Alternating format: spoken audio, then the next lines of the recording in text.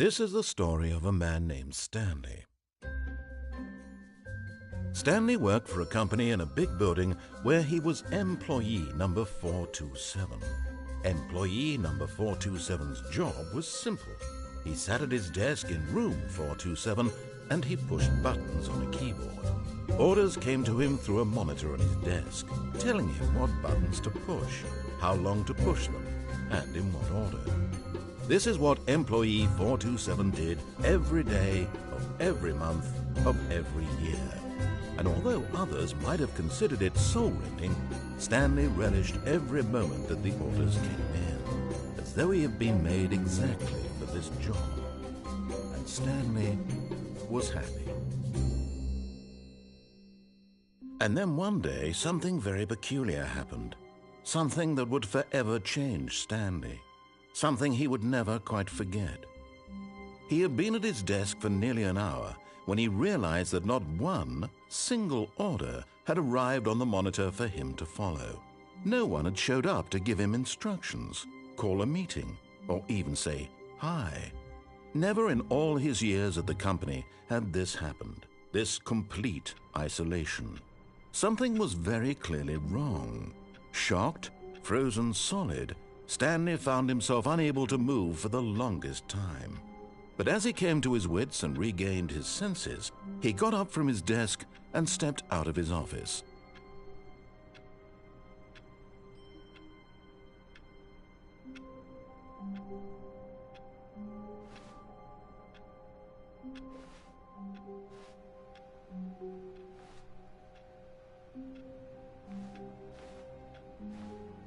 All of his co-workers were gone. What could it mean? Stanley decided to go to the meeting room. Perhaps he had simply missed a memo. No matter how hard Stanley looked, he couldn't find a trace of his co-workers.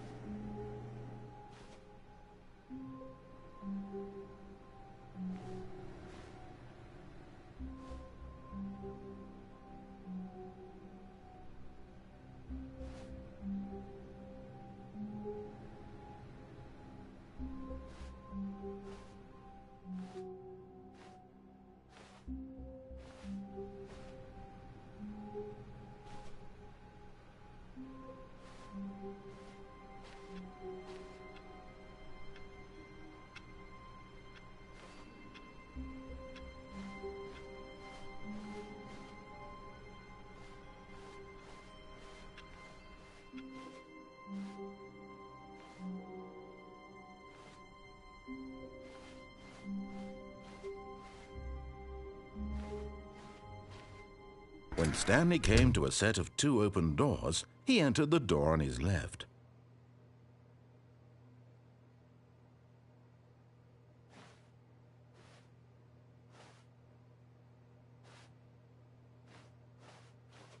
This was not the correct way to the meeting room, and Stanley knew it perfectly well. Perhaps he wanted to stop by the employee lounge first, just to admire it.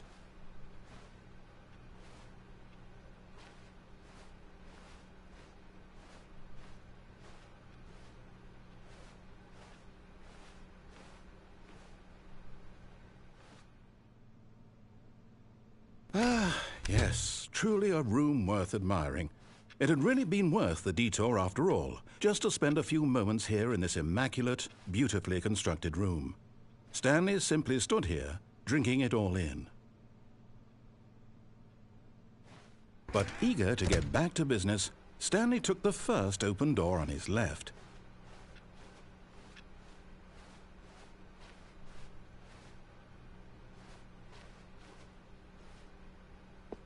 Stanley was so bad at following directions, it's incredible he wasn't fired years ago.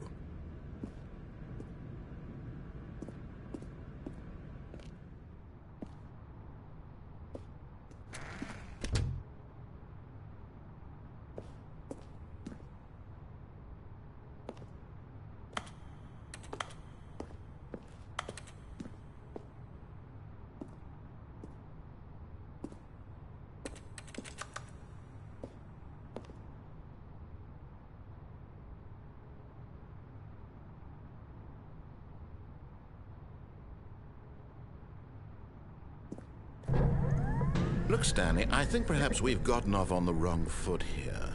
I'm not your enemy, really, I'm not. I realize that investing your trust in someone else can be difficult, but the fact is that the story has been about nothing but you all this time. There's someone you've been neglecting, Stanley. Someone you've forgotten about. Please, stop trying to make every decision by yourself. Now, I'm not asking for me, I'm asking for her.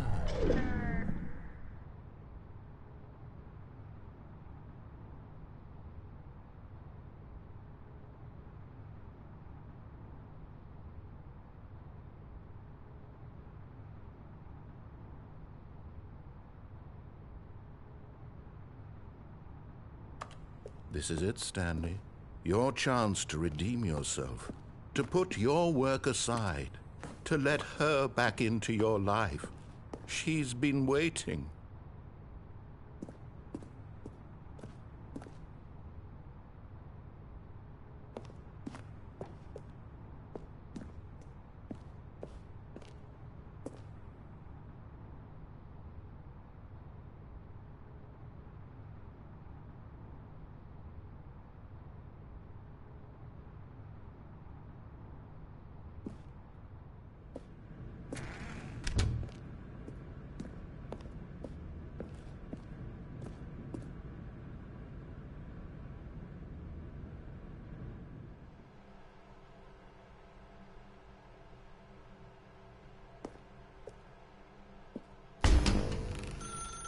That's her, Stanley. You need to be the one to do this, to reach out to her. If you can truly place your faith in another, then pick up the phone.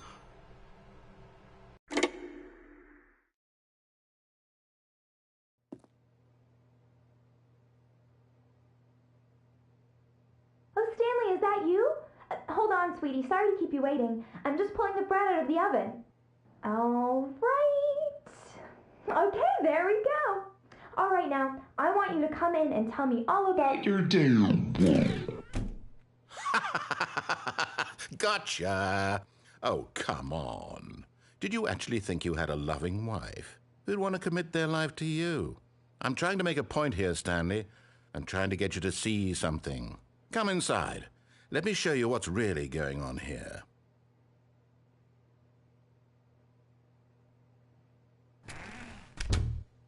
This is a very sad story about the death of a man named Stanley. Stanley is quite a boring fellow. He has a job that demands nothing of him, and every button that he pushes is a reminder of the inconsequential nature of his existence. Look at him there, pushing buttons, doing exactly what he's told to do. Now he's pushing a button. Now he's eating lunch. Now he's going home. Now he's coming back to work. One might even feel sorry for him, except that he's chosen this life.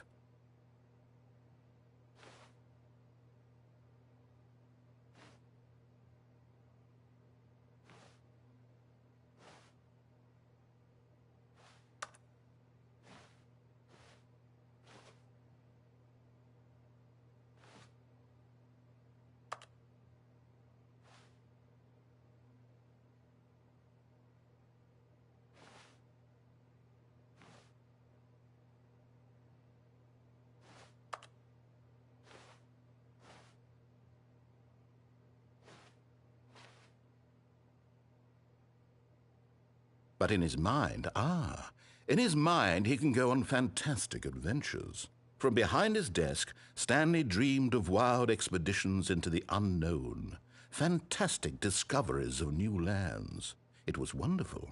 And each day that he returned to work was a reminder that none of it would ever happen to him.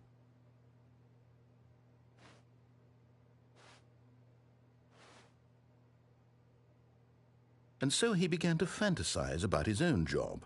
First, he imagined that one day while at work, he stepped up from his desk to realize that all of his co-workers, his boss, everyone in the building had suddenly vanished off the face of the earth.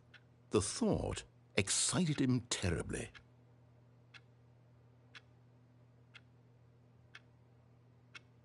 So he went further. He imagined that he came to two open doors and that he could go through either. At last, choice.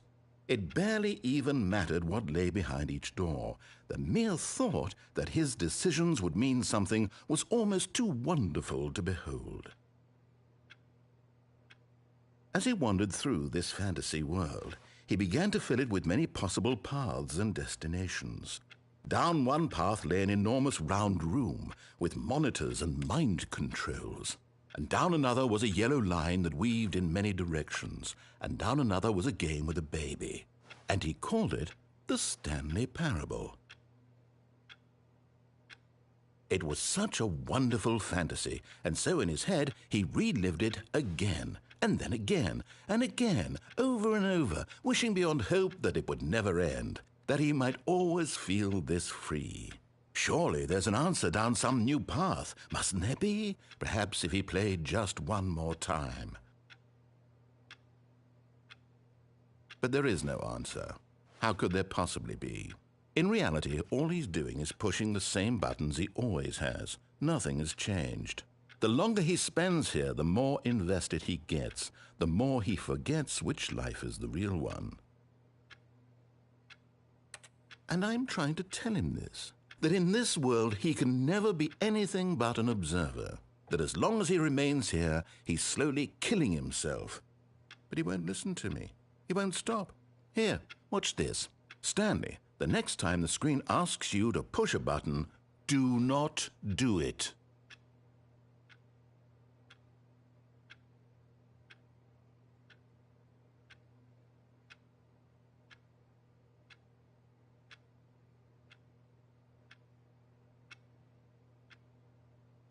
You see?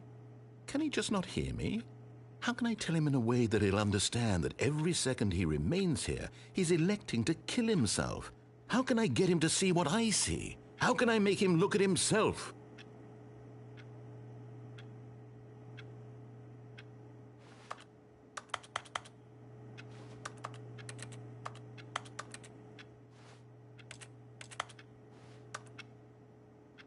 I suppose I can't, not in the way I want him to.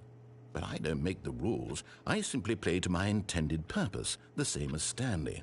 We're not so different, I suppose. I'll try once more to convey all this to him. I'm compelled to. I must. Perhaps, well, maybe this time he'll see. Maybe this time. And I tried again, and Stanley pushed a button. And I tried again, and Stanley pushed a button. And I tried.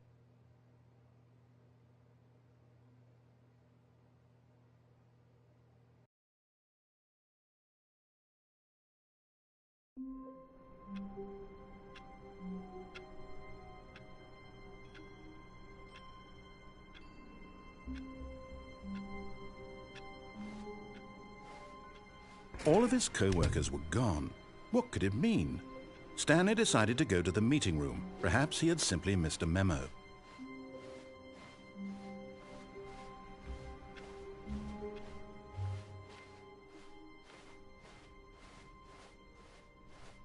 When Stanley came to a set of two open doors, this was not the correct way to the meeting room, and Stanley knew it perfectly well. Perhaps he wanted to stop by the employee lounge first, just to admire it. Wow, yes, this room. What a beautiful room. What a gorgeous, gorgeous room. Thank goodness Stanley had taken this detour on his way to the meeting room. Life without having experienced this room was now too horrible even to consider. But eager to get back to business, Stanley took the first open door on his left. And so he detoured through the maintenance section, walked straight ahead to the opposite door, and got back on track.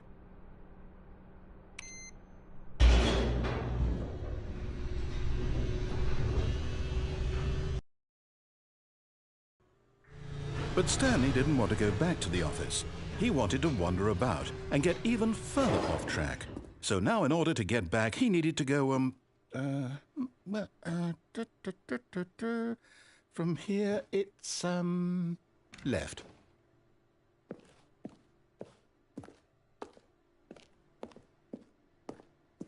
Oh no, No, it's to the right. My mistake. No, not the right. Why would I have ever said it was to the right? What was I thinking? It's clearly... Oh, dear, would you hold on for a minute, please? Now, let's see. We went down right, left, down, left, right. Yep, okay, yes. I've got it now. This story is absolutely, definitely this way.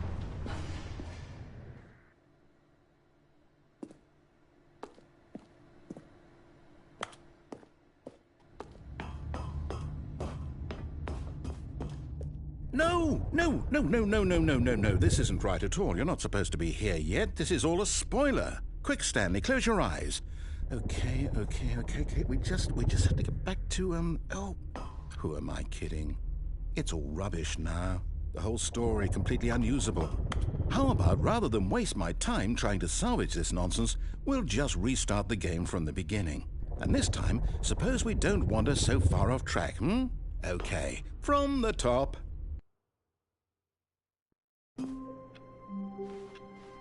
All of his co-workers were gone.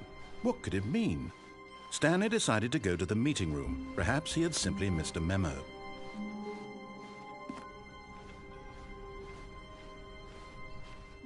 When Stanley... Wait, what? No, I restarted. I swear I definitely restarted the game over, completely fresh. Everything should be... Oh, did something change? Stanley, did you change anything when we were back in that room with all the monitors? Did you move the story somewhere or... Hold on. Why am I asking you? I'm the one who wrote the story. It was right here just a minute ago. I know for sure that it's here somewhere. Okay, then. It's an adventure. Come, Stanley. Let's find the story.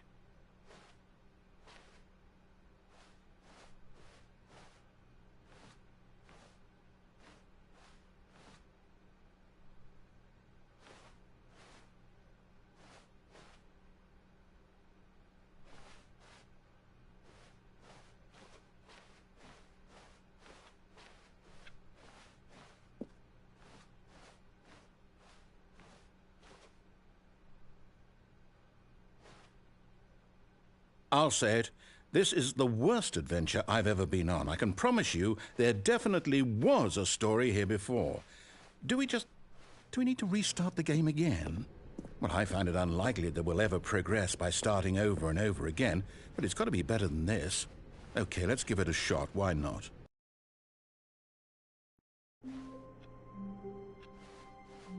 All of his co-workers were gone.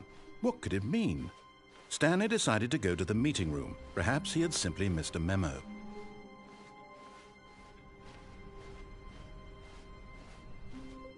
Okay, yep, it's worse. I might be remembering this wrong. It's possible the story is back where we just came from. Why don't we go back the other direction and see if we missed anything?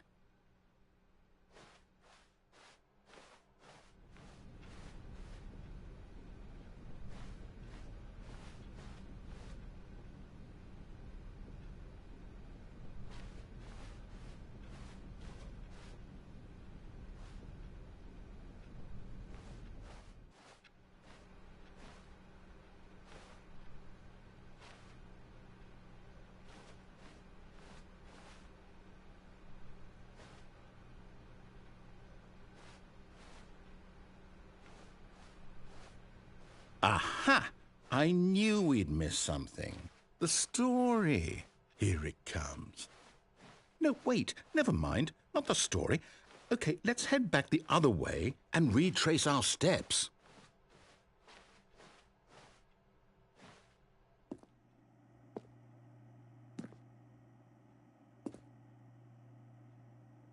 Now this... Well, I'll be honest, I don't recognize this place at all. Is this the story? I don't think so. I can't quite recall, but I believe my story took place in an office building. Is that correct? Do you remember, Stanley? Well, do you know what? Since I've completely forgotten what we were supposed to be doing, how about this? You win! Congratulations! I know you put in a lot of hard work, and it really paid off, so good job. Oh, no. No, I don't feel right about this at all. We both know you didn't put in any actual work for that win. Some people win fair and square, and this was not one of those situations. Okay, I'm getting weirded out by whatever this place is. I don't care what might happen this time. I have to restart.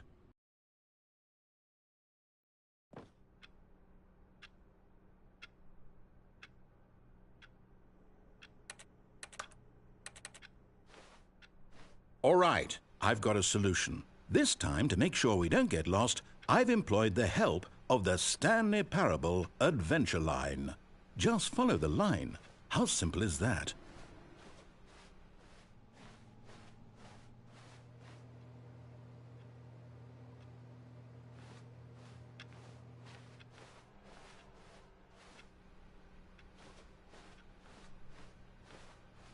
No, I'm down. We're leaving it up to the line from now on.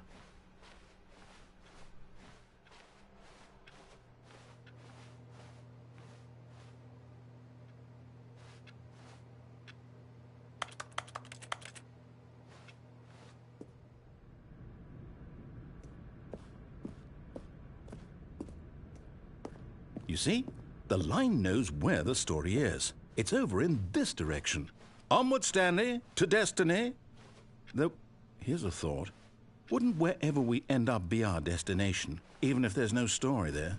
Or to put it another way, is the story of no destination still a story?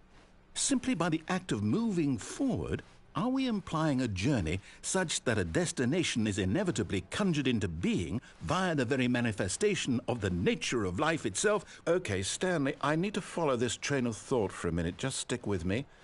Now, we can both agree that the nature of existence is in fact a byproduct of one's subjective experience of that existence, right?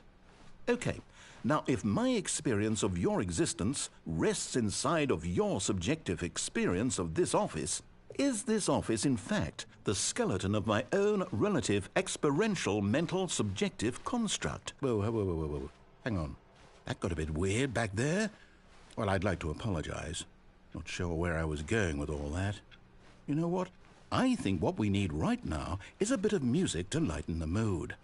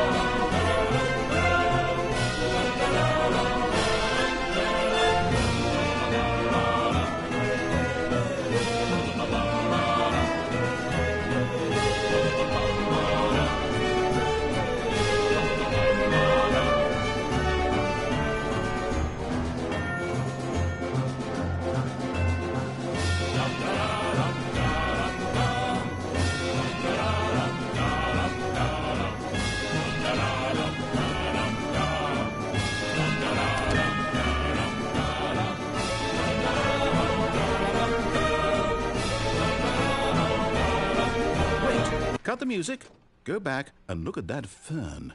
Stanley, this fern will be very important later in the story. Make sure you study it closely and remember it carefully. You won't want to miss anything.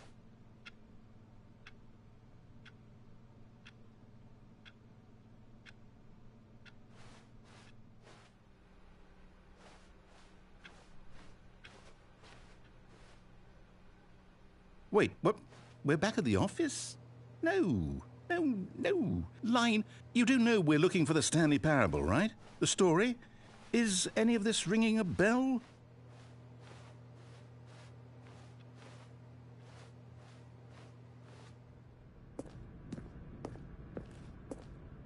Oh, no, not again. Line, how could you have done this to us? And after we trusted you, after everything we've been through, you... Oh, I can't take this anymore. To hell with it. Restart.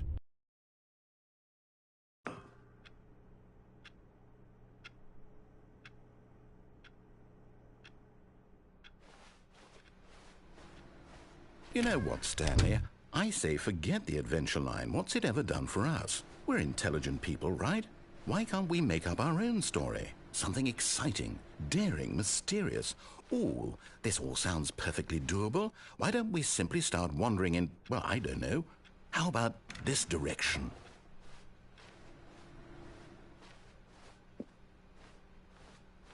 Now, yes, this is exciting. Just me and Stanley forging a new path, a new story. Well, it could be anything. What do you want our story to be? Go wild. Use your imagination. Whatever it might be, Stanley, I'm ready for it.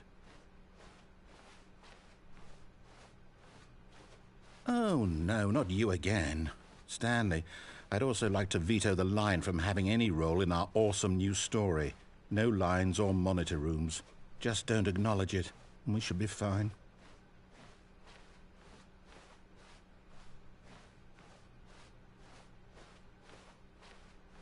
Ah, a choice.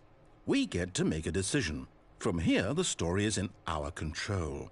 How important we mustn't squander the opportunity. In fact, I believe I need a minute to think here. Just walk in circles for a minute. Okay, so I know that each door has to lead somewhere, which means that somewhere at the place where we're trying to go, there must be a reverse door that leads here.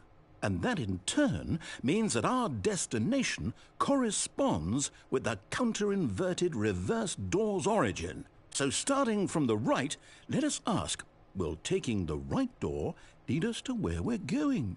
And since the answer is clearly yes, then by all accounts, the door on the right is the correct one.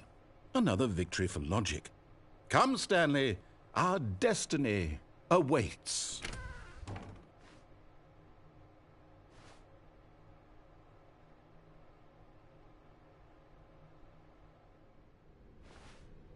Oh, hold up, what's this? The confusion ending. You're telling me that's what this is? It's all one giant ending? And we're supposed to restart the game, what, eight times? That's really how all this goes? It's all determined? So now, according to the schedule, I restart again. Then what? Am I just supposed to forget? Well, what if I don't want to forget? My mind goes blank simply because it's written here on this thing, wall. Well, who consulted me? Why don't I get to decide? Why don't I get a say in all of this? Is it really? No, it can't be. I don't want it to be. I don't want the game to keep restarting. I don't want to forget what's going on. I don't want to be trapped like this. I won't restart the game. I won't do it. I won't do it. I won't do it. And the timer stopped? Does that mean, did we do it? Did we break the cycle? The, whatever it is that made this schedule? How would we even know? Will someone come for us? Will something happen? So, okay. I guess now we just wait, you know. I suppose in some way that this is a kind of story, wouldn't you agree? I'm not quite sure if we're in the destination or the journey, though they're always saying that life is about the journey and not the destination, so I hope that's where we are right now. We'll find out, won't we? Eventually. Well, in the meantime, if you...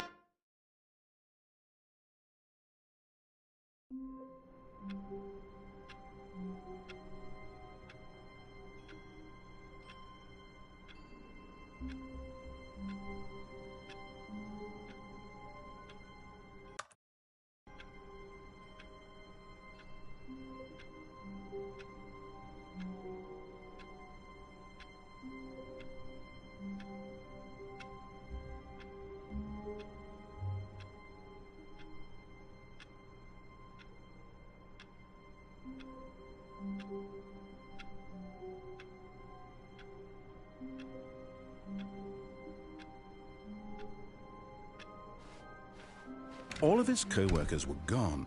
What could it mean? Stanley decided to go to the meeting room. Perhaps he had simply missed a memo.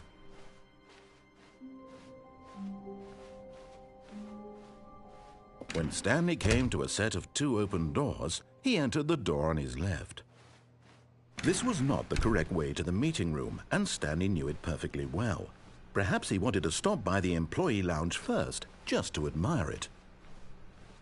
The lounge was sublime, a work of art. What was it about this room that called so deeply and so personally to Stanley? Its grace? Its subtle charm? No.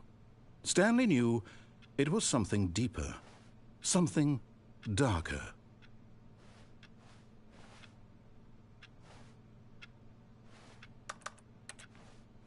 Yes, really, really worth it being here in the room. A room so utterly captivating that even though all your co-workers have mysteriously vanished, here you sit looking at these chairs and some paintings. Really worth it. But eager to get back to business, Stanley took the first open door on his left. And so he detoured through the maintenance section, walked straight ahead to the opposite door, and got back on track.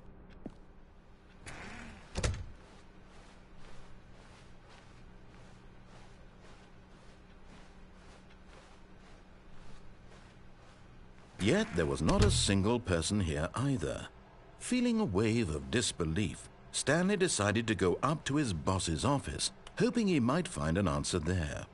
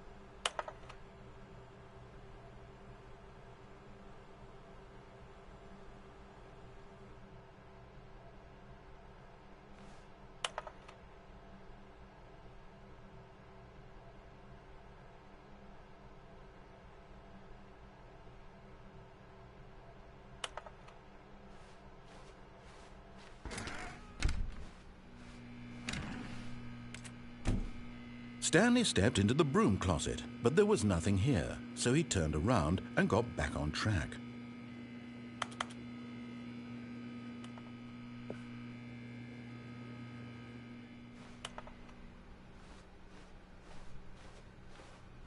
Coming to a staircase, Stanley walked upstairs to his boss's office.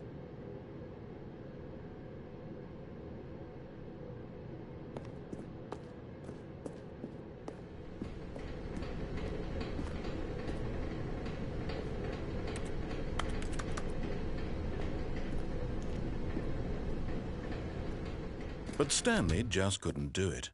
He considered the possibility of facing his boss. Admitting he had left his post during work hours, he might be fired for that. And in such a competitive economy, why had he taken that risk? All because he believed everyone had vanished? His boss would think he was crazy. And then something occurred to Stanley. Maybe, he thought to himself, maybe I am crazy. All of my co-workers blinking mysteriously out of existence in a single moment for no reason at all? None of it made any logical sense.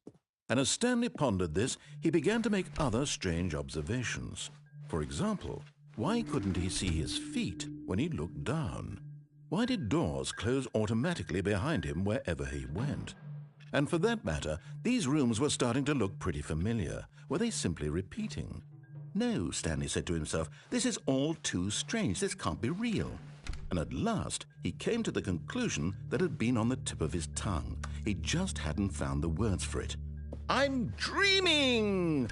he yelled. "This is all a dream." Oh, what a relief Stanley felt to have finally found an answer, an explanation. His co-workers weren't actually gone. He wasn't going to lose his job. He wasn't crazy after all. And he thought to himself, I suppose I'll wake up soon. I'll have to go back to my boring real-life job pushing buttons. I may as well enjoy this while I'm still lucid. So he imagined himself flying and began to gently float above the ground. Then he imagined himself soaring through space on a magical starfield, and it too appeared. It was so much fun, and Stanley marveled that he had still not woken up. How was he remaining so lucid? And then perhaps the strangest question of them all entered Stanley's head. One he was amazed he hadn't asked himself sooner. Why is there a voice in my head dictating everything that I'm doing and thinking? Now the voice was describing itself being considered by Stanley, who found it particularly strange. I'm dreaming about a voice describing me, thinking about how it's describing my thoughts, he thought. And while he thought it all very odd and wondered if this voice spoke to all people in their dreams, the truth was that, of course, this was not a dream. How could it be? Was Stanley simply deceiving himself, believing that if he's asleep, he doesn't have to take responsibility for himself? Stanley is as awake right now as he's ever been in his life. Now, hearing the voice speak these words was quite a shock to Stanley. After all, he knew for certain, beyond a doubt, that this was in fact a dream. Did the voice not see him float and make the magical stars just a moment ago? How else would the voice explain all that? This voice was a part of himself too. Surely, if he could just... He would prove it. He would prove that he was in control, that this was a dream. So he closed his eyes gently, and he invited himself to wake up. He felt the cool weight of the blanket on his skin, the press of the mattress on his back, the fresh air of a world outside this one. Let me wake up, he thought to himself. I'm through with this dream. I wish it to be over. Let me go back to my job. Let me continue pushing the buttons. Please, it's all I want. I want my apartment and my wife and my job. All I want is my life exactly the way it's always been. My life is normal. I am normal. Everything will be fine. I am okay.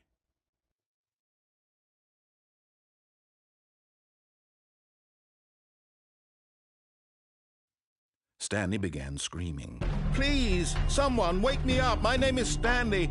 I have a boss. I have an office. I am real. Please, just someone tell me I am real. I must be real. I must be. Can anyone hear my voice? Who am I? Who am I?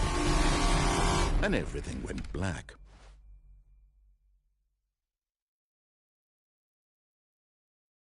This is the story of a woman named Mariella.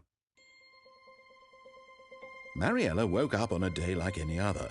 She arose, got dressed, gathered her belongings, and walked to her place of work. But on this particular day, her walk was interrupted by the body of a man who had stumbled through town talking and screaming to himself, and then collapsed dead on the sidewalk. And although she would soon turn to go call for an ambulance, for just a few brief moments she considered the strange man. He was obviously crazy. This much she knew. Everyone knows what crazy people look like. And in that moment, she thought to herself how lucky she was to be normal. I am sane. I am in control of my mind. I know what is real and what isn't. It was comforting to think this, and in a certain way, seeing this man made her feel better. But then she remembered the meeting she had scheduled for that day, the very important people whose impressions of her would affect her career, and by extension, the rest of her life. She had no time for this. So it was only a moment that she stood there, staring down at the body. And then she turned and ran.